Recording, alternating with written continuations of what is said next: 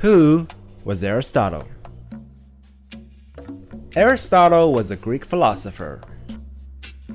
He was one of the most important philosophers in history. He was known for his works in physics, metaphysics, poetry, theater, and so on. Aristotle was born in Stagira, Chalcis. His father was the personal physician to the king of Macedon. Aristotle was well educated, and by the age of 18, he went to Athens and became Plato's student in Plato's academy. Many of his works, such as physics, metaphysics, and politics, were all written in Athens.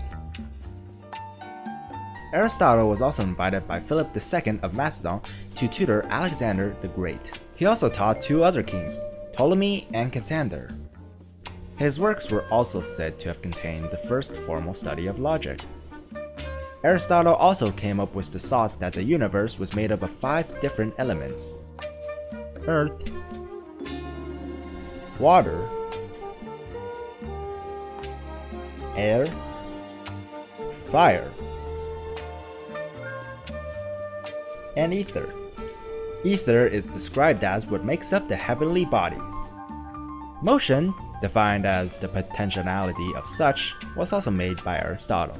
This is described as the transition toward a potentially possible state. Aristotle wrote that ethics were practical rather than theoretical. This meant that it's best for one to aim to become good and do well rather than knowing it's good. Having moral virtue leads to happiness. Aristotle also brought up an interesting point when addressing free will. He believed that while leaders should also have some control, most of the things should belong under nature's control. He also had an interesting idea about God.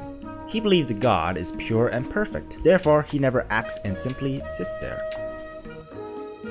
His philosophy is also extended into the Renaissance, but they were replaced by Newtonian theories later on. Near the end of Alexander's reign, Alexander began threatening him because he suspected people were going to turn on him. Upon Alexander's death, Aristotle was forced to flee the city once Eurymedon denounced Aristotle for not holding the gods in honor. After, he died in Euba at around 322 BC. And so this was Aristotle, one of the greatest philosophers in history.